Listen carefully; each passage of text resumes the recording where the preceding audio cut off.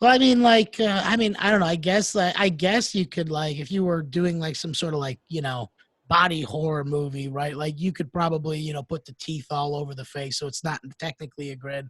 But I mean, if they have a specific idea or it's a specific kind of character, like you got to have at least some sketches of your own planned out.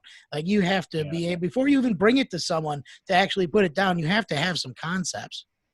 And yeah, usually, I mean, they'll bring an idea and then you'll do a bunch of drawings. But like in this particular case, we had done 3 or 4. I think actually no, I think we did about 6 drawings, Mhm. and they were like, hey, yeah, we finally got this. But when they swapped it up, or switched out this guy, it was suddenly 36 drawings later, we still hadn't come to an agreement on what this character should look like. And it Yeah. was so far removed from the original character that, it was like, it was night and day. It wasn't even close to the same character. So it's, yeah, you have like very little freedom in the creative, part of this particular line of work. It Right. sounds like, hey, look, you got to work on Aquaman, or you got to work on, which a couple of my friends did, and they made some suits and stuff, and Yeah. Yeah. they're proud of that work, but they have no control over what those things need to look like, and you're at the whim of essentially a madman who calls himself the director, the art director, or it's just, you know. Well, I guess let me ask you, which one would you prefer to work with? Like, do you like doing, the more chaotic, low budget indie stuff, or do you like the ability to, work with a big studio where they already have the design sketches, everything pretty much planned out for you already, so you can just knock them out lickety split? That's a nice aspect. It's kind of like, it's a juggling thing. I like the chaos Hmm. of the indie film. I like the fact that some of these guys don't plan ahead, and Yeah, they'll yeah. call you 2 weeks before principal photography starts, and they want a whole character. The problem is with that chaos and with that crazy, you don't get the paycheck. So with the Hollywood productions, you get the paycheck sometimes, because I've worked on some Hollywood projects that I still have yet to be paid, for my work, and it's been close to 17, 20 years. There's no way in Wow. hell I'm ever going to see that paycheck. You know, and they don't really think of it. They're like, oh, it was 5,000, 6,000 bucks. What do we care? Yeah, They don't but realize to that an all. independent small business owner like yourself, like that's a payday. Oh yeah, yeah. And so, but it's not worth fighting over either, because No, you well, know, you wouldn't have the resources to take a company like that to court. and it's not even just the resources. It's the fact that you get labeled as a problem child. You didn't get paid for the work you did, but you're the problem child. So Yeah, there's yeah. some aspects that are difficult to work with on both ends, but they both have their rewards. There's nothing more exhilarating than seeing your name in the credits. You know who the hell is in the film industry of Mhm. some form or another. When the movie ends, the credits are rolling and they're still in their seats. They want to see their name come down, or somebody they knew worked on it. You want to see it come down, and there's nothing cooler than seeing your name on those credits as they roll down. So, you know, that's another benefit of the big Hollywood productions. But you also get lost in like hundreds and hundreds, sometimes thousands of other people's names, especially if it's like a big, what is it, CG movie. I Yeah, yeah. mean, there could be like 10,000 artists that work on a CG film. I mean, the next time, you get bored, check out the credits rolling for something like a Pixar movie. And Oh, you're yeah. just like, what? And then there's another language that it's rolled in. And it's like, you get lost. But, if you can find it with a magnifying glass, your name is in there. So, Yeah, and it's I don't know. I always found that transition strange. That shift from like practical effects to complete CGI action scenes because I mean, some CGI is very well done, but I don't know. I've always been of the mind that I prefer the practical effects, probably because that was the era of movies that I came up with. Watching stuff from yeah. like the 80s and the 90s. I mean, that some of the stuff of like, Clive Barker, Steve Wang, like some of these guys have some Yeah. phenomenal work out there, man. Oh yeah, like Steve is like a god, you know. I mean, um, I've actually gotten to meet him a couple of times, and Really?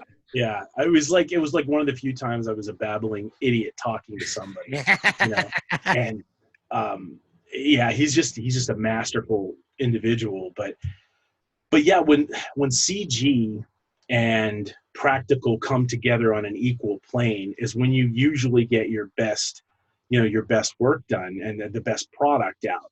Um, is my favorite subject to use as a point of example. Let me think. So the two I want to say it was so back to Tim Burton.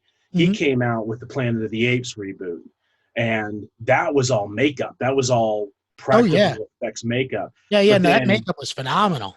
exactly. But then Wyatt comes out with the second version, not the version or the second aspect of that particular new reboot, and everything is digital, everything. And while you're watching a movie, if there's something in your brain telling you something just doesn't look right, but you can't tell what it is, Yeah.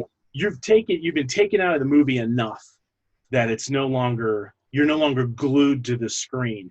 There's something that's wrong, and it's your brain is working on that instead of enjoying the movie. So it was like way CG high, but then I think there was just enough CG work in that first reboot of Planet of the Apes that you know made it a good movie. I think it was a really good balance. But Yeah, like Tim yeah. Burton's always been more of a practical effects guy, so you know I don't know. I can't really say for because I'm kind of biased, because Yeah, yeah, there's no absolutely. way I could do CG stuff. It would drive me insane. Well, I mean, I don't know. I like it when they use practical effects and then they just use the CGI just to touch it up a little bit. Like, Yeah, did you see that movie came out last year? I believe, Color Out of Space. I haven't. No.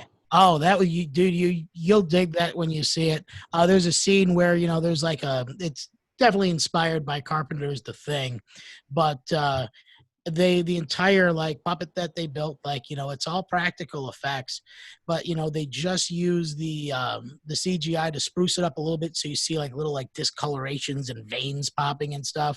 And Yeah, like that's how I like to see CGI used, not complete characters, but just enough to give them a little bit more definition.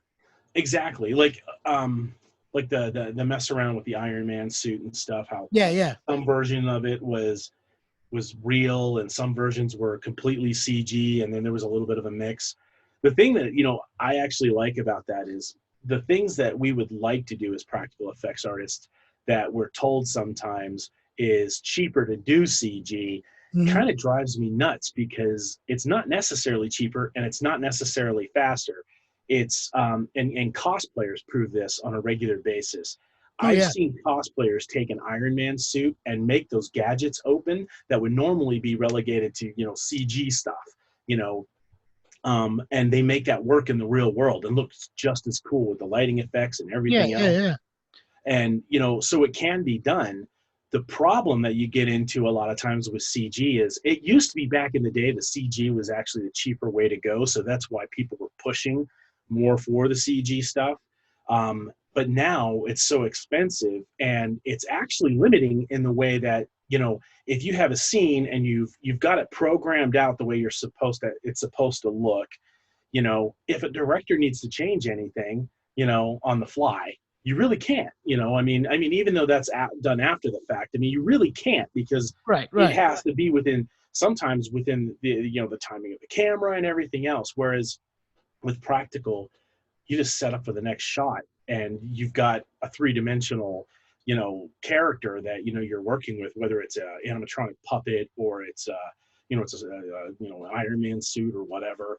Hmm. you know um and practical is faster, and it's also it's less expensive in the long run. um we did this series of commercials for Colorado. It was for their wildlife conservation. It was called Hug the Hunter. It was a program for this Hug the Hunter program about wildlife conservation and stuff. And they wanted Yeah, us to build this deer because the deer that they were looking at having done, it would have been CG, and it would have been tens of thousands of dollars. Whereas for me, it was like $8,000, and I did it on their timetable, which was something like 2.5 weeks. I had two and a Yeah, half weeks to put this damn deer together, and it was matter of fact. I don't know if you've been on my Facebook page. It was I recently had it posted a little video of the photos. It was like a slideshow yeah, of yeah. the deer's progress, throughout. So, I Oh, was I'm just gonna have to go recently back and posted, check that out. I didn't see it, but but I don't. I find it like super interesting when you get to see like the interior work of like animatronics and the such, because that's the yeah, stuff that always interested me is how you could actually build it and get these things to move in certain ways. And I mean, I don't know. That's the one thing I love about practical effects is that it's like that perfect mixture of traditional kind of like sculpting and art and science when it comes to the animatronics. yeah. You really have to be a man of two minds to be able to engage in it. You really do. There's so much chemistry involved with the chemicals that we Oh use. There's yeah, so yeah. much, oh my God, algebra. I failed algebra. I can't even tell you how many times in high school, to the Mm, point where I just stopped taking it, and I found a way around it in college, but I use algebra every damn day, in what I do. And it's funny that I can make it work in my particular need. I mhm. can make those formulas work, but if you put the math problem in front of me, I'm just drawing a blank. Yeah, yeah, yeah. Well, I mean, well, that's giving you a practical application of it, man. Because I think that's the reason why I was so bad in math is that geometry, man, that was the only math that really resonated with me because I could think of it in terms of like shooting pool or something, Yeah, or building a shed, something along those lines. Like it had a practical application. But I mean, algebra and some of those more abstract maths. I mean, if I can't see how I'm going to use it every day, that I'm not going to engage with it or it's not going to have that same weight that it should with other folks. But, once you found that practical application, like your mind just automatically just snapped into place.